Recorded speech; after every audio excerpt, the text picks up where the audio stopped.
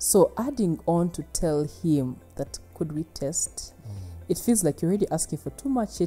I'm trying to help you here. This is what these girls go through. Some don't even talk about testing. It doesn't even cross their mind, because they feel if I talk about testing, the money is going to go. And now where am I getting this 100,000 from?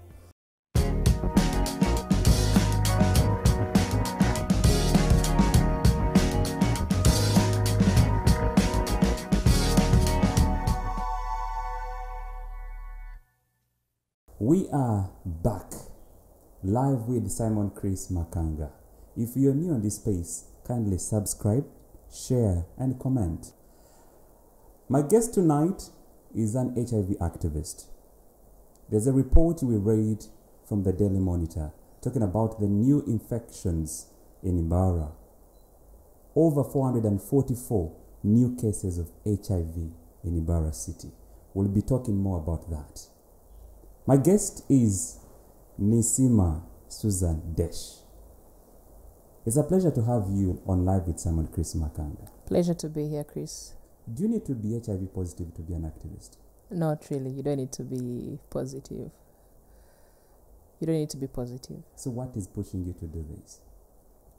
The way youth are getting this virus, as a person, brings me to a point of, if they had information, if they had the knowledge on what to do, they would be negative. That's my driving force at the moment. Seeing the youth HIV-free, because when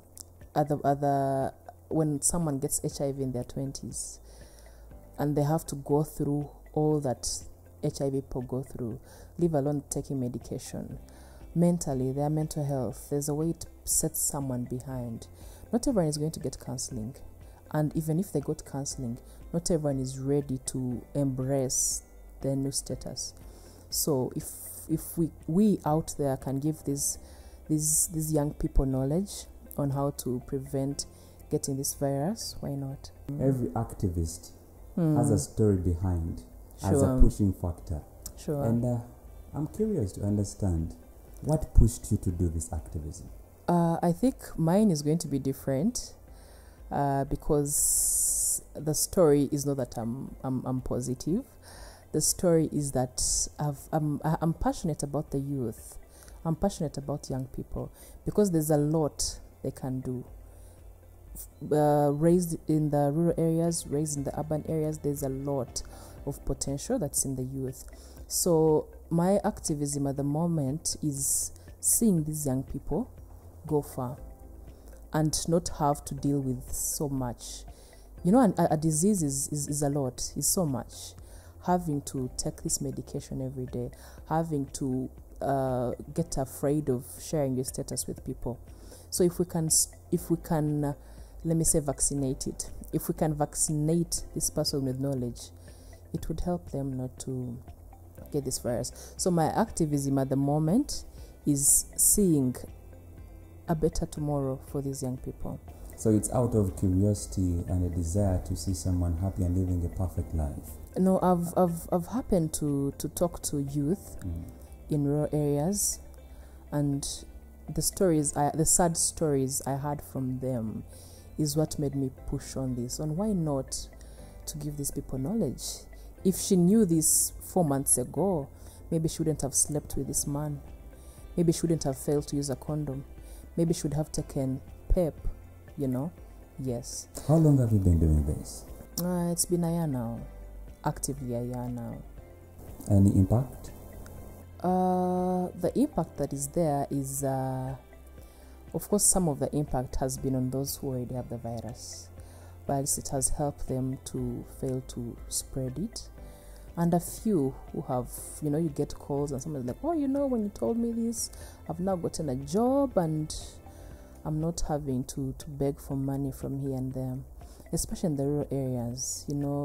These girls are, that the economic situation there. She's in school and she has had to drop out of school, and the only person promising maybe to give her money is an old man, and she has to sleep with him. So for those, at least I have a number of them who have, had to look for jobs. Some have come to the city. yes, to be able to.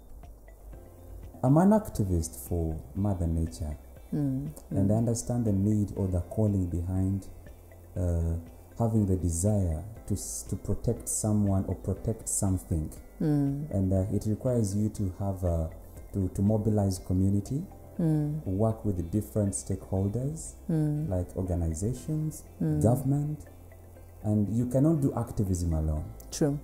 So who is helping you? Who is giving you that helping hand? I have people I'm working with who are also individuals. It's not like we have gotten an organization yet. That's something we are looking at for the next year. But we are going to schools as individuals to talk to these students. We're going for workshops to talk to sex workers, young single mothers. But at the moment, we haven't some things like those need funding. You need to have money, pull funds from here and there. And we don't want to monetize it. To say we need money to give someone knowledge that would help them. Sure. So at the moment, we're still doing it as a team of individuals. Okay. As a team of individuals, yes. You've spoken to people who are living with HIV. When you go back home, what comes into your mind? What drives me and what comes to my mind is, if this girl knows about these condoms, if this girl can say no to this man today, she wouldn't have HIV. When I'm alone, I feel they're just ignorant about this whole thing. Knowledge is all they need. Nothing like judging them, nothing like knowledge is all they need. Because even if the worst has come to the worst, and there's a time a young girl told me how her mother was sick, her mother needed medicine, and her mother was the one who was there for her this whole time. So she felt like providing for the mother medicine is something that would, help. And this girl had been sleeping with a man just to get medicine for the mom, So a story like that, and this man was giving her money, but taking advantage of her, So if this girl maybe had gotten a job by then and she was working, she would be able to foot that. But of course, with the high unemployment in the world, let's not focus on our country, the high unemployment in the world, at times you can't take care of such emergencies, So I zero down to knowledge. If these people are aware of what to do, it could help lessen the work, lessen these infections that these young people are having to go through. It's sad to hear that there is a knowledge gap about HIV, but I wouldn't even subject myself to that kind of confirmation, but I would rather say that probably there could be pushing factors. Someone knows that there's a situation behind that I need to fulfill. I think what is bringing about this knowledge gap, when you get used to something, you think it's I think the challenge that has happened is, back in the day, maybe let me say 15 years ago, there was so much sensitization everywhere about HIV. True. So just the mere thought of HIV, someone would get scared. Just the mere thought of someone saying, oh, you mean if I had sex without a condom, without testing, I would get HIV? But now it's like people think people know. And the people who are supposed to, take care of all this, maybe the Ministry of Health, they think people are aware of this virus, and people are not aware. Because, you're talking to someone who's 20 years, but now there's someone who's 7 years old, and in 10 years' time, they'll be 17. And now these are the people who are having this sex, who are having unsafe sex, if I may say. Because if it was safe, maybe they're having unsafe sex. So I think it should be something that should be continuous, yes. And the very many diseases that have come in, COVID has come, very many diseases have come in. We have forgotten about the other real Thank you. They're driving the focus to very many other things, and they're leaving out this killer disease. Desh, I remember when you were growing up, to be honest with you, I have lived with this great fear of HIV. Because when we were growing up... So have I. So have I. When we were still young, every end of school holidays, like on a Sunday or Saturday, a day before we go back, we report back to school.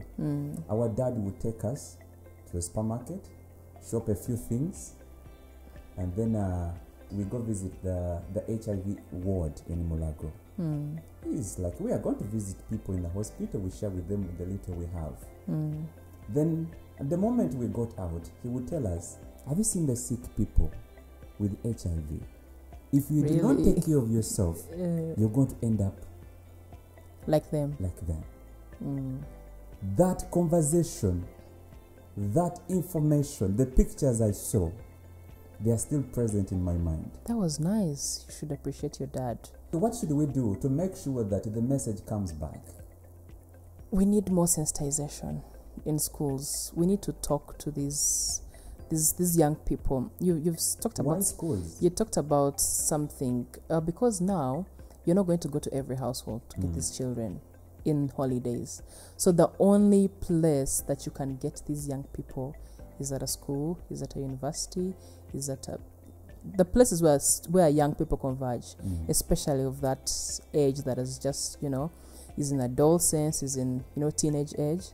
It's in schools that you can get them. You talked about something good about your dad taking you to these places, to the hospital.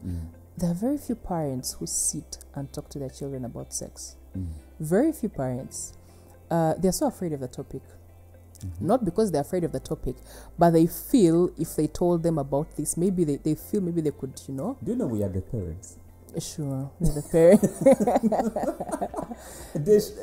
You and I are the parents. Are the parents who are afraid. True. Yet our parents endeavored. Now, since we are the current parents, believe you me, you look at this guy. True. This cream. They are the ones raising our children. I would a person of my generation would prefer putting a movie about HIV, about AIDS on a screen than sitting down with their children and talk to them. We've seen parents who have just they leave their children in the sitting room, put a YouTube maybe video that will last for 9 hours. For 9 hours, the screen is raising your child. It's raising your child. So that's why we zero back to, it's a bit hard. It's a tough conversation because you feel like if you're telling this young child about this, maybe you're the one teaching them. Maybe it's what some of them feel because they're like, how do I start? As we're growing up, there were girls whose parents told them about pregnancies, about sex, and there are those who shied away and they felt they would learn this from school. And now you talk to this person and they're like, my parents never told me about this. They cannot. Their parents don't even ask them if they have boyfriends. Maybe you see just a male friend. Think, oh, it's the classmate. This is your girl's boyfriend who's going to start engaging with her in sex, which is not going to, end well, So if as parents, so thank you, you've corrected me that we are the parents. So if as parents, we now sit and talk to these children. True, they are never with the kids. Maybe the kids are, more of the year in school. Before they go to school, in holidays, bring it up, bring it in, And these topics, when you're trying to talk to a child, you will not pin them. You can ask them, how is school? How are your friends? Who are your friends? Kids will always bring it up. Not only kids, actually, even these young adolescents, they talk. If they're so free with you as a parent, they talk. How do you start that conversation? How is school? How are your friends? There's a way you will always, get to know some.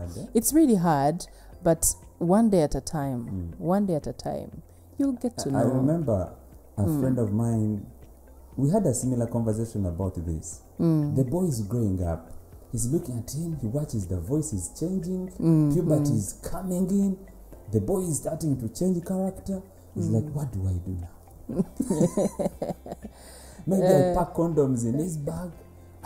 He was confused. There are many parents of that kind. And we are the ones, by the way. We are shy to talk to our parents. And now, packing condoms is good. But packing condoms is like you're giving this child, like, it's okay, go have the sex. Without a word. Yeah. If you're packing for these kid condoms, it's like telling them, go ahead and have the sex. I think we should. It's really tough. It gets tough because, as you've said, even the ministry won't get down to everyone's house and say, "Oh, do this, do this, do this." They'll put this information out there, and it's up to you to know how to do it. So, as parents, I think it really gets hard. I think we should tell them, have sex at a certain age when you're an adult, maybe, because now if you look at, I don't know, I've grown up yesterday, but it feels like it's been ages. Because when I was growing up, like in, at the age of 16, we still looked like children. We still looked like kids. You know? But when you look at a 16-year-old right now, you'd think they're 22. You'd think they're 24. You know? What is not happening? What you know, now that's what I'm saying, like times have changed. A 16-year-old back in the day looked so young. Some people use the word naive, so innocent. But looking at a 16-year-old right now, and these are the boys who are sleeping with old women. I know. Now that These are the brings boys me sleeping with to old understanding Desh. I'm scrolling through internet. I land on a story. We have over 440 HIV infection rates. New case. Rates in Imbara city. I am shocked. What is not happening? Thank you for adding city, because it's now a city. So if you look at Imbara, it's more like Kampala. Are you excited about the city? The and at city the end, you guys are messing up? I won't say it's excitement. I would say maybe it's exposure. People are now more exposed to everything, to this nightlife, to the... You know, another thing that is bringing more of this HIV, there are things we're afraid to talk about. This corporate, I will call it corporate prostitution. This corporate prostitution, there's now more of that. You know, those days we used to hear those things are in the city. Even when you hear about, I do so much of documentaries. Even when you watch documentaries from Kenya, from Nigeria, a lot of it was Nairobi, Lagos. But right now, it's in all parts of the country. It's in Arua, it's in Mbale, it's in Gulu, it's in Mbarara. Let's leave alone Kalangala, you know, being a landing site, a fishing community. Everyone is, you know, they're all in one place, and all maybe they can do is go fish, have sex, go fish, have sex, and drink. So now Mbarara, of course, those new numbers you're talking about, the corporate class has increased. There's so much corporate prostitution, you know. Someone doesn't have to... There are bars lately, there are clubs, you know. Let's accept that when someone has taken alcohol, there's a bit of some excitement that maybe triggers you to, you know, let me do this. Because on days that you haven't gone to this bar, you're okay. You've not even tried to engage in something. Yes, so all that has increased these numbers. Because the hospitals are trying their best. They are trying their best to talk to these people. Those who are HIV positive, they are trying their best to tell them to, you know, avoid infecting these other people, to adhere to their medication. Because when a patient adheres to their medication, they are unable to spread this virus to other people. Yes, so this bar life, the club life, the corporate, it's contributing a lot. Is contributing really a lot. The corporate league, as I'm telling you about, you know, there's this married person, this married man, there's another married woman somewhere. I've gone for a workshop. This person is having stress at home. Why not to engage? You know, and those are the things that are low-key contributing to this virus. There's nothing much. There's nothing the government is not doing. They have tried to play their part. Of course, there are loopholes, like someone would say, we're not getting condoms, we're not finding this, we're not finding that. But these other factors are low-key contributing to this. Now, allow me get back into the issue of condoms, Desh. Then it would be very easy for you to access a condom without buying it.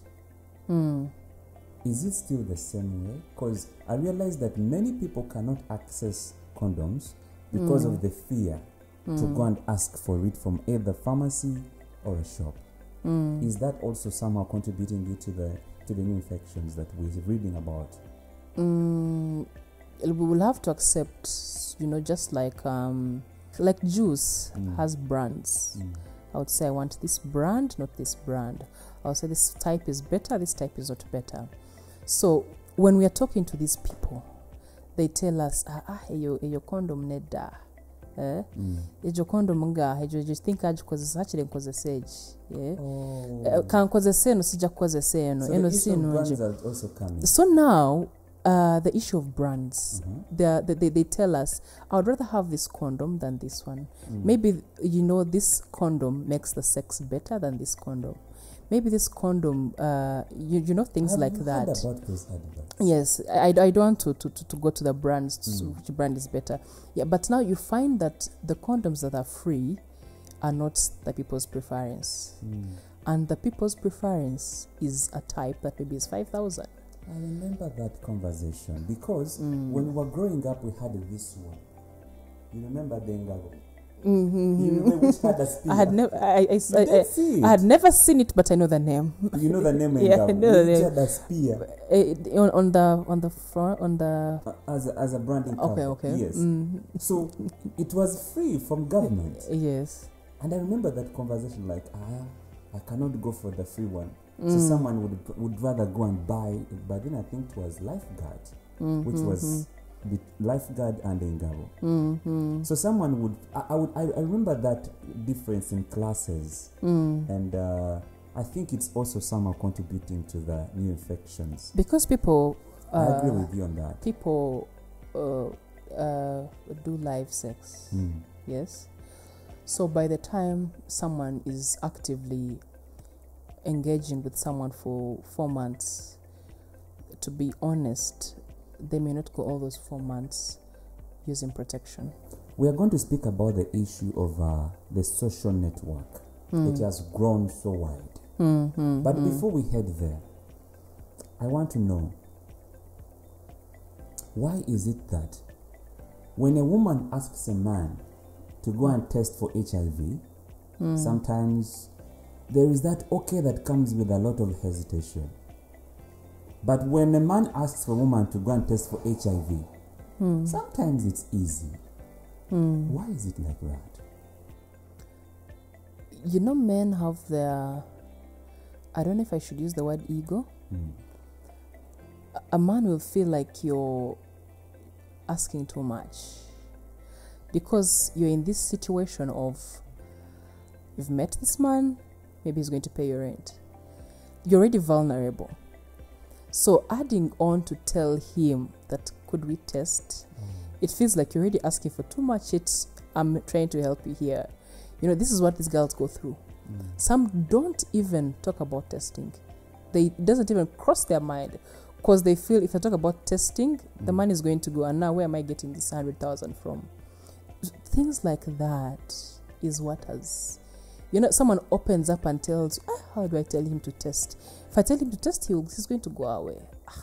And you look at, of course, you don't directly tell them that, why would you? But it's like, if I tell him we test, he's going to go away. Where am I going to get this money from? Things like that. So, as a man, men, like from time immemorial, men, they are the head in most things. But now when it comes to your health as a girl child, as a young woman, shouldn't be compromised. So I think that's why it's like that. If a man talks about testing, the lady's going to go. And there are also ladies who don't test. She'll tell a man, I'm going to test. There's that kind also. Maybe she already knows her status. Maybe she just doesn't want, Yes. Wow. So now the issue of the social network. And I think it's one of the factors that is contributing to the new HIV/AIDS infection rates, infection rates in Imbara City. Countrywide, actually. Yeah, countrywide. Countrywide. Kampala being number one, probably Imbara City is just coming in with a different position. But Kampala and the rest of the parts of the country I mean, the rate is now going up. Shooting. So, what can we do? Tapping from your experience as an activist, what language would you be speaking right now, especially in Ibarra City? Sexual network is not something you can get rid of in just a short time, because it's global. It's global. Even in other countries, there's sexual network. But this is something that happens behind closed doors. Mr. A is going to have his wife, but he's going to go out and he's going to meet a very beautiful girl. He's going to engage with her.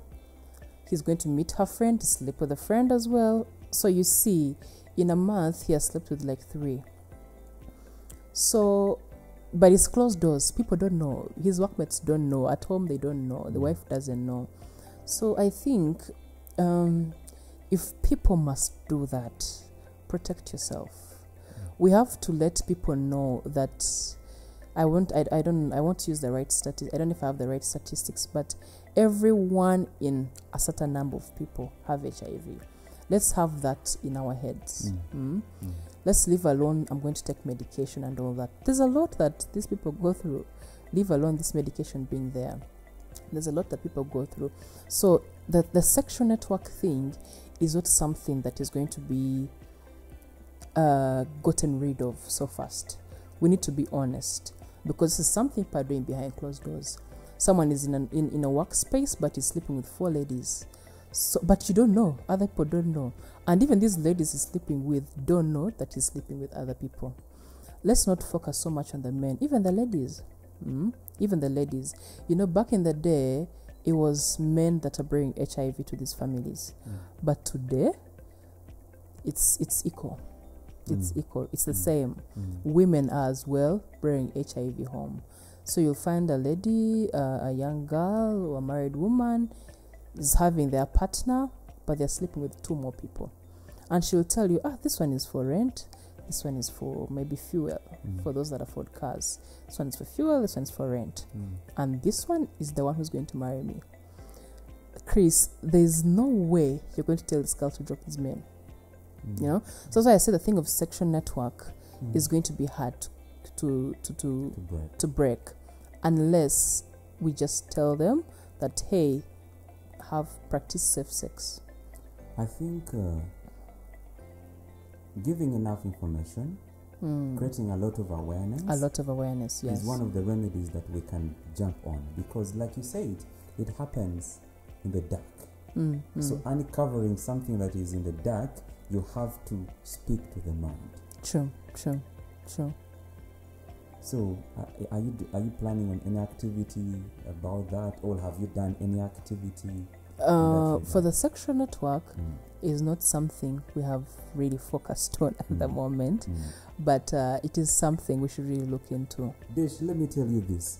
Remember when we just had the first case of COVID? It was on the 21st of March 2020. When the Minister of Health, Dr. Jenruth Acheng, came out and read, I panicked. I'm like, oh, the guy is here.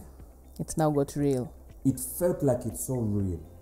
Now, I imagine the person who has gone for testing for HIV, and that person is told that you are positive. I can imagine what runs into that person's mind. I'm told some even go psycho. True. What can we do to help people, our brothers and sisters who are HIV positive, to live a positive life? Yeah, you know, when someone tests and they know they are positive, the first thing that we need to work on is for those that are still negative, for them to know that if it ever happened that they got positive, there's a tomorrow, there's a way out. So this counseling should be something so key that different organizations are doing. But now, you know, someone will go to a random clinic or health facility and test, but they now don't know where to go to. Maybe this person is giving them counseling, but the moment that they've gotten their results, they're first rushing home.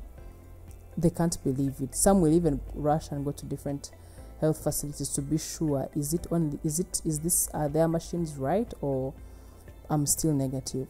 So the counseling that these people should get, to know that there's medication, you can live positively with this thing, and there's so many people lately that we are seeing that are coming up to say how they have this virus, and are living positively, going on with their duties. Some are getting married, others are even conceiving children, are even giving birth to children. So and that's what's the good thing that is happening.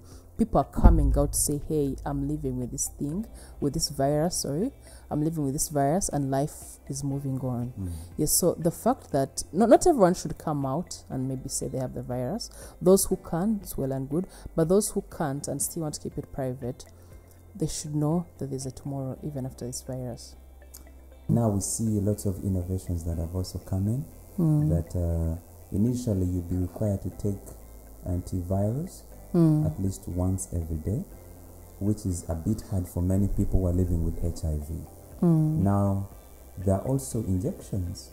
You who has been speaking to the people who are living with HIV, can that sound like good news to them?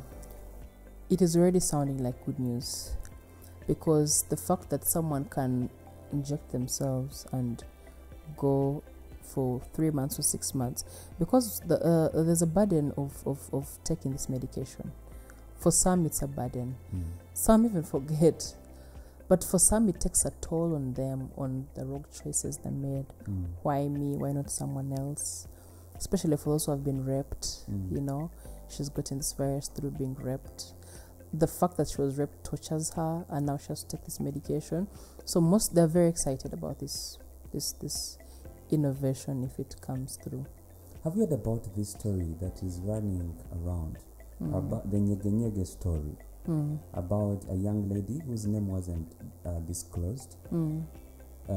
She writes saying that a friend plotted for her rape, and then she gets to know through when she was invited for a birthday party, and then scrolling through the phone while they're checking to see which cake they should buy. A message comes in, and then she opens the message. All she gets to see that, oh, it's actually my friend that plotted for my rape. And then she gets her uncle who's HIV positive. She understands the friend is money-minded. Then she connects the friend to an uncle who is HIV positive. She also tells the uncle, the girl is also HIV positive.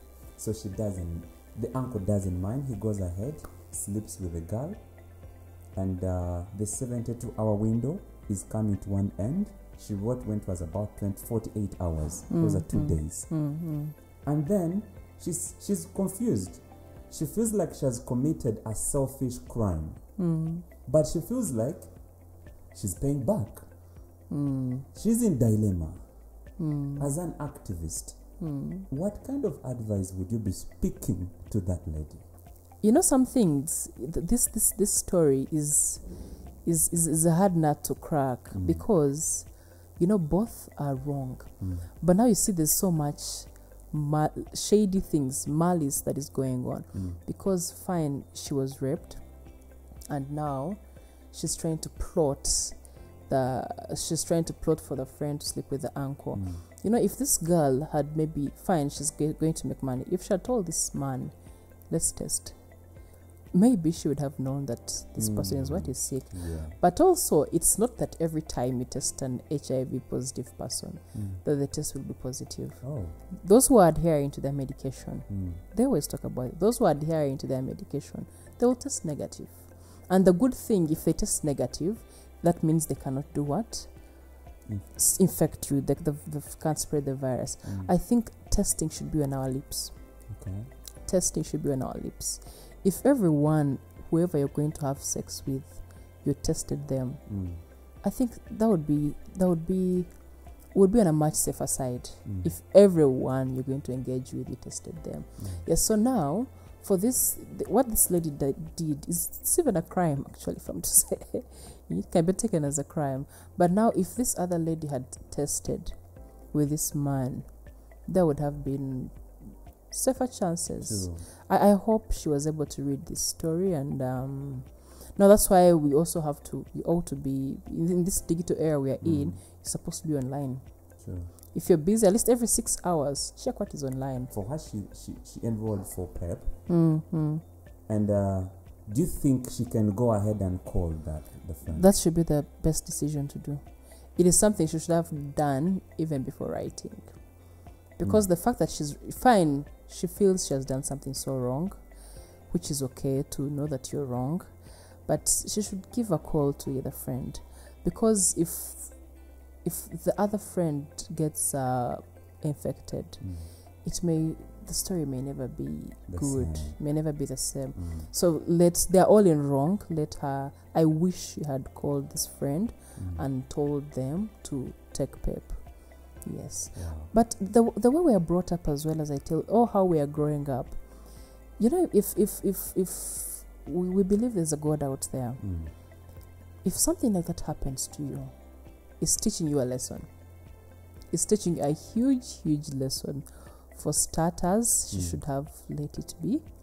And because she has already been raped, nothing is going to change that fact. If she had just let it be and, know that I'm in a wrong group, I have wrong friends, let me change this. And also, having wrong associations also has led girls to getting HIV. Girls and boys, of course, to getting HIV.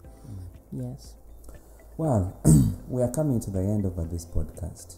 But we are celebrating the International World AIDS Day. Uganda is going to join the rest of the world to celebrate. What could be your message for that day? My message for the World AIDS Day to the young people out there: let testing be on our lips. Let's practice safe sex, because as it happens, we're not going to go to everyone's house. We're not going to run everyone's life. But the fact that the information out there is utilized, it's going to be, we can have an HIV-free generation. Yes, but let's practice safe sex and let's have testing on our lips. Let's have testing on our lips. Well, thank you so much, friends, for being part of this podcast, live with Simon Chris Makanga. Please subscribe, share, and throw a comment. Until next time, bye-bye.